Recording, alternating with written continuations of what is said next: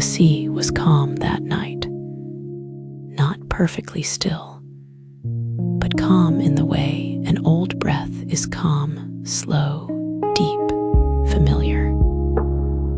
The kind of calm that does not demand attention, but quietly carries you forward. The old fisherman had known this sea all his life. He had learned its moods long before his hair turned gray, long before his hands became rough and stiff in the mornings.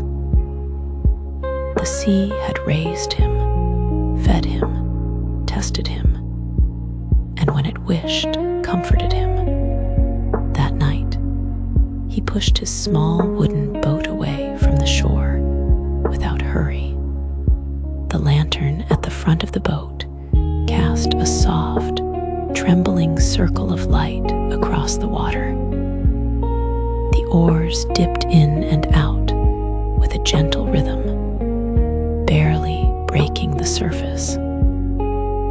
The sound was familiar, comforting. He did not fish at night as often anymore. His body no longer welcomed the cold the way it once had. His back ached. His chest sometimes felt tight when he breathed too deeply. And there were mornings when his hands trembled as he tied the nets. But that night, something inside him had asked to go. Not loudly, not urgently, just a quiet pull, the kind of pull you don't argue with. So he went. The boat drifted farther from shore, guided by memory more than sight. The coastline faded into darkness behind him, and the stars slowly revealed themselves above, soft points of light scattered across a vast, patient sky. He sat on the worn bench, wrapped in his old coat, and let the boat rock gently beneath him. The sea smelled the same as it always had: salt, cold air, something clean and endless. He cast his net slowly. There was no rush. He had learned long ago that rushing the sea only made it retreat from you. As the net sank, he leaned back and looked at the stars, and without meaning to, his thoughts drifted. They drifted to the life he had lived. He had worked hard, always had. From the time he was young, his days had been shaped by early mornings and tired evenings. Fishing was not a romantic life.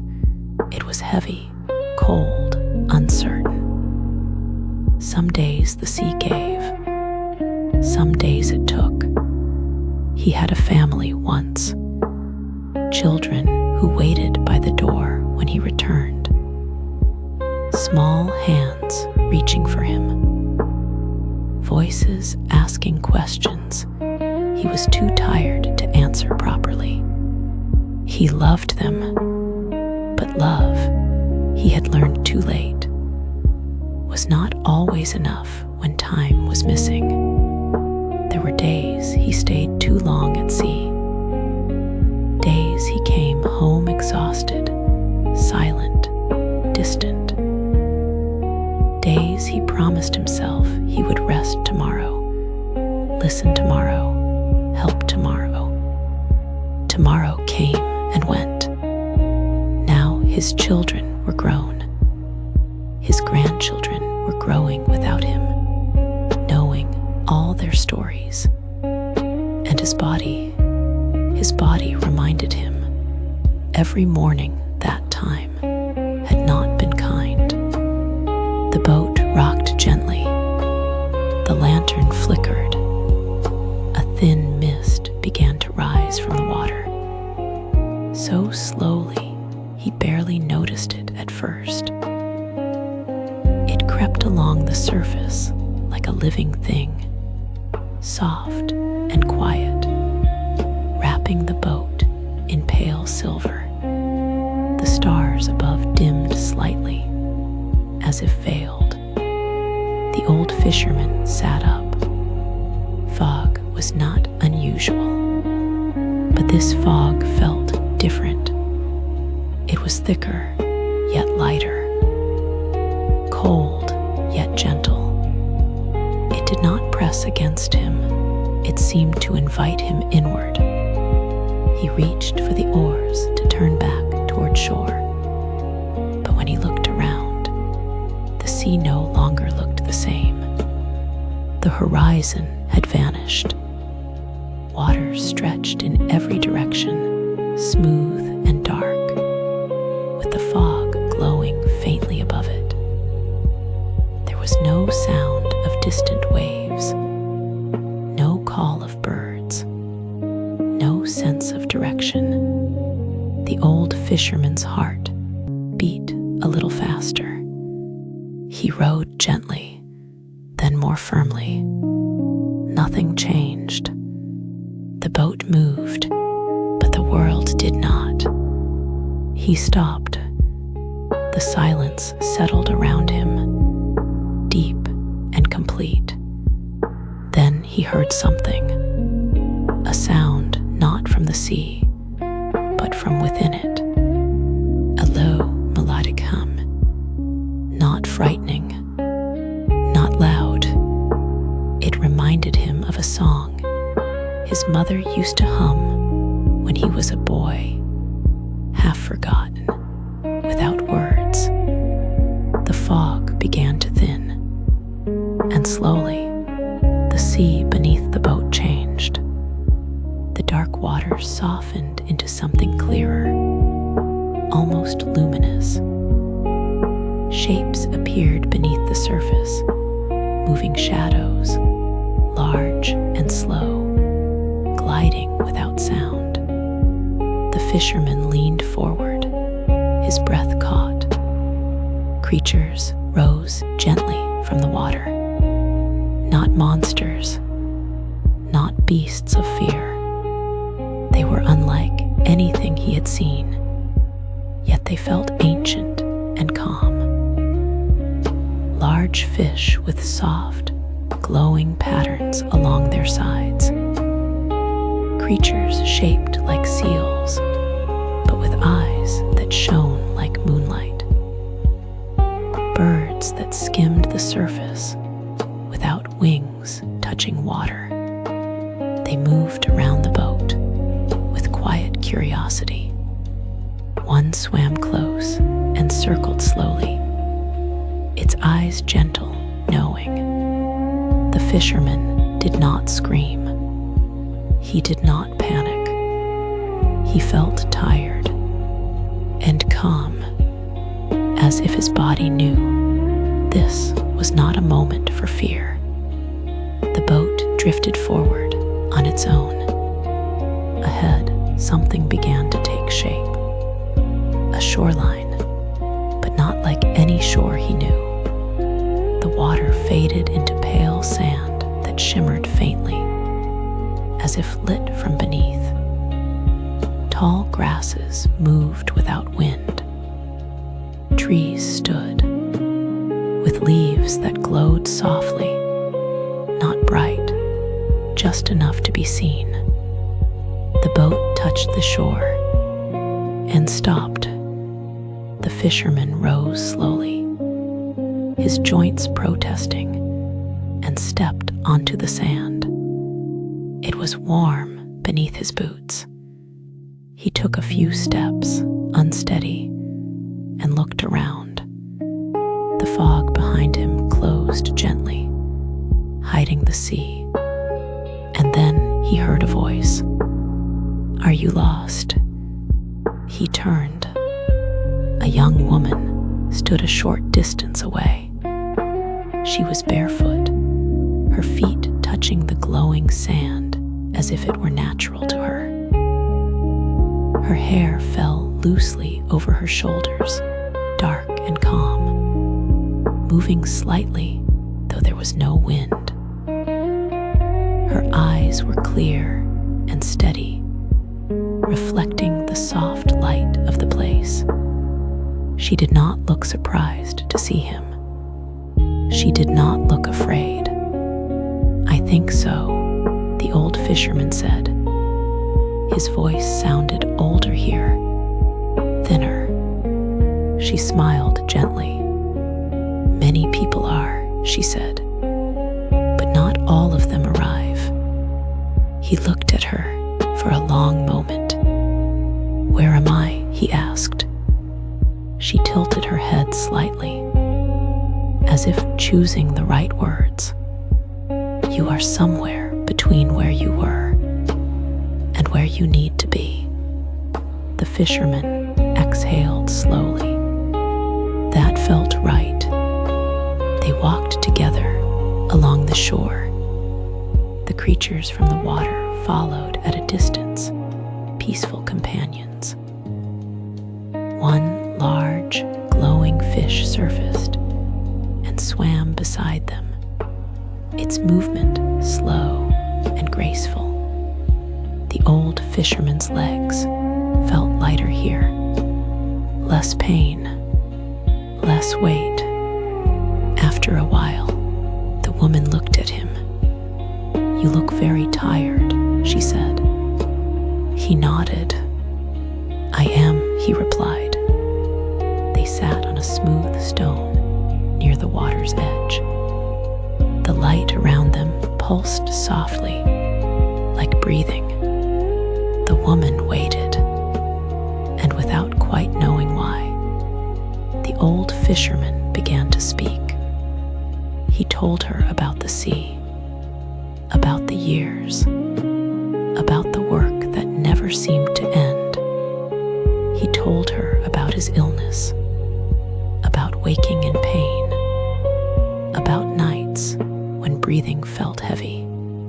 He told her about his children, about how he missed moments he could never return to, about how he wanted to help, but didn't know how anymore, about how his grandchildren felt like strangers he loved deeply, but from a distance.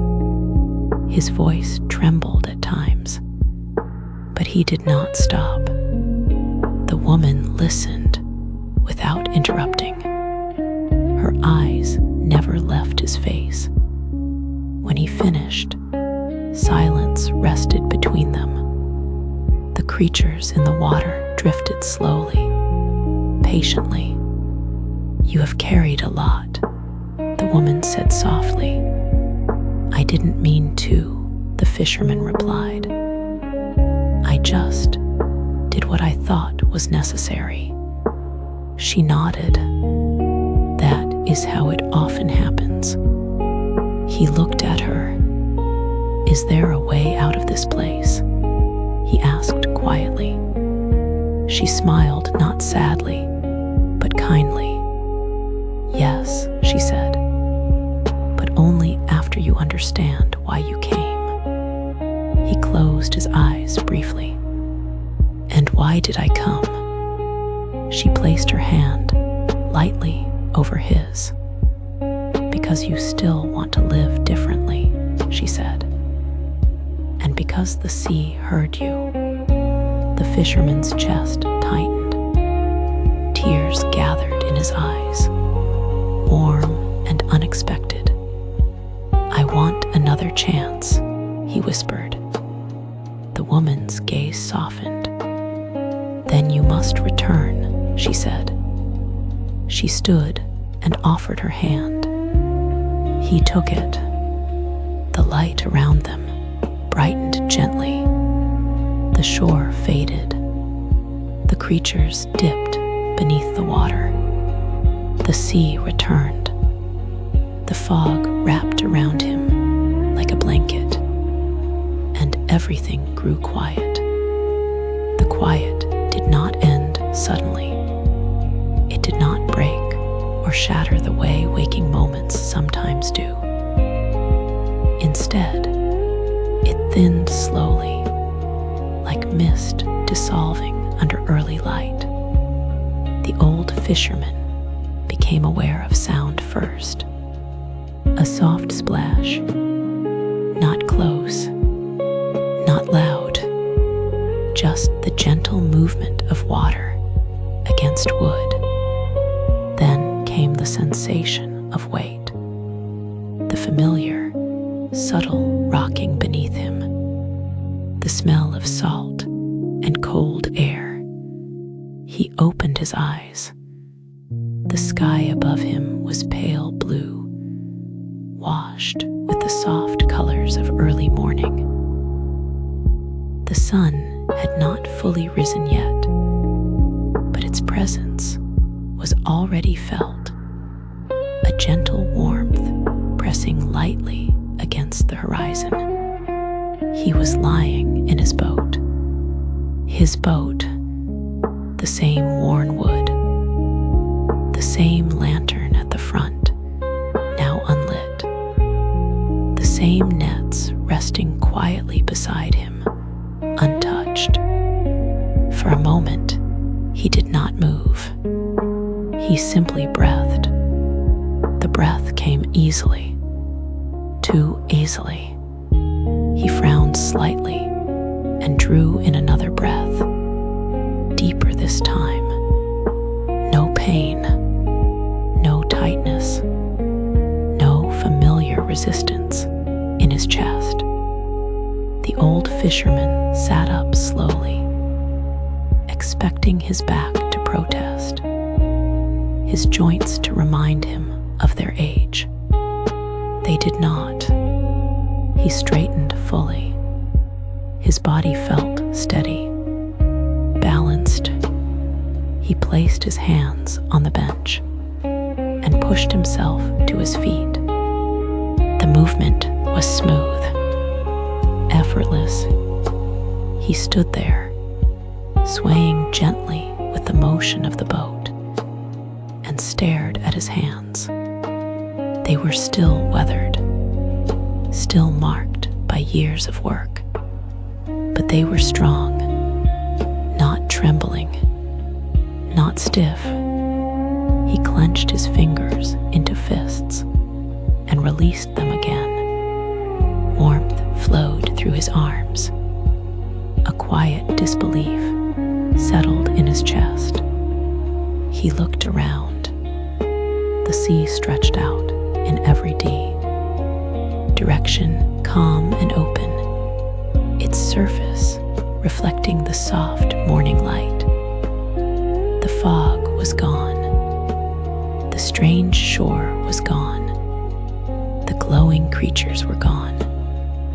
Only the sea remained, and the sky, and his boat. He let out a slow breath that turned into something very close to a laugh. Not loud, just a soft sound of amazement. He moved carefully at first, testing himself. He lifted the net.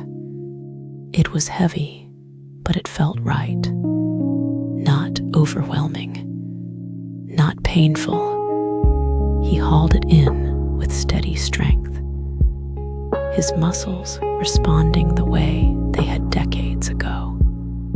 Fish shimmered inside the net, caught in silver flashes of morning light. A good catch, a very good catch. The fisherman sat back down, heart beating calmly, deeply. The memory of the village returned to him, not like a dream fading, but like something placed gently inside him. The glowing shore, the quiet creatures, the woman's eyes, her voice, because you still want to live differently. He looked toward the horizon, where the sun was slowly lifting itself into the sky.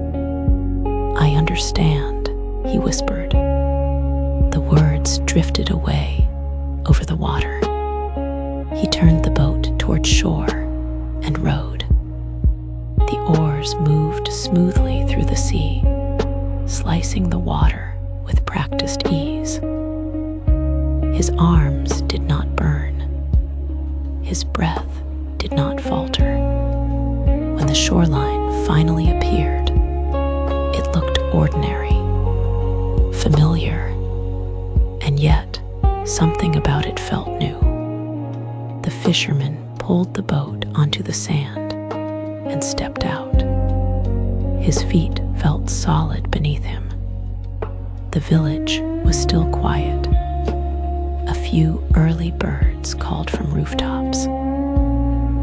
Smoke curled lazily from chimneys. The air smelled of morning and possibility.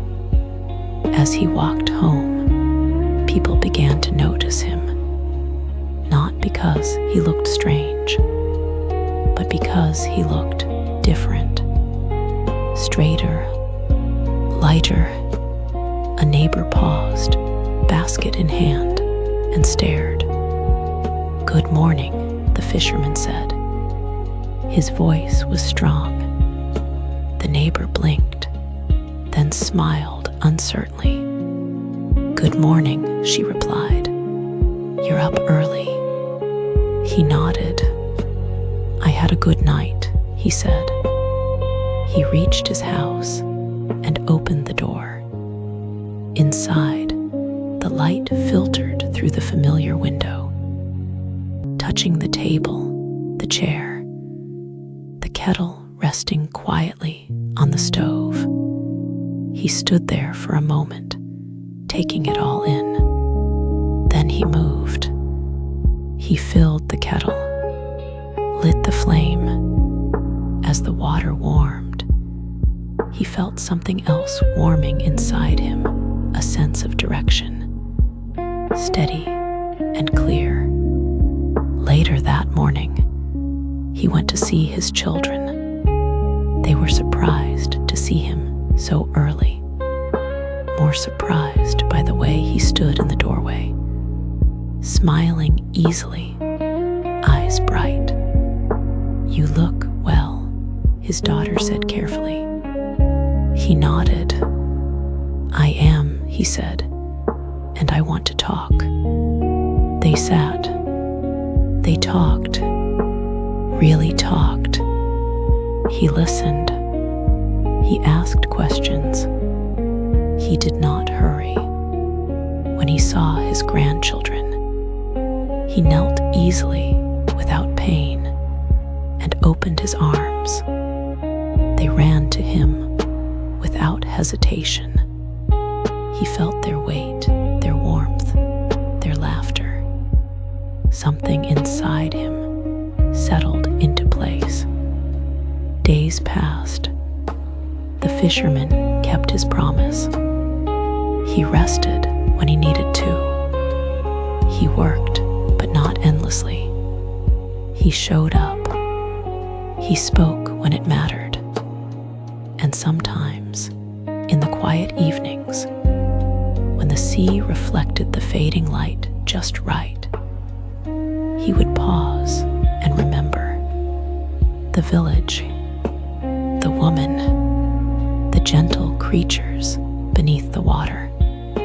He did not question whether it had been real. He did not need to, because the change it brought was real. And that was enough. One evening, as the sun dipped low and the water glowed softly, he felt a familiar calm settle around him. The same calm as that night, the same gentle stillness. He smiled. Somewhere between the sea and the sky, between what was and what would be, he knew the quiet world was still there, and it would wait.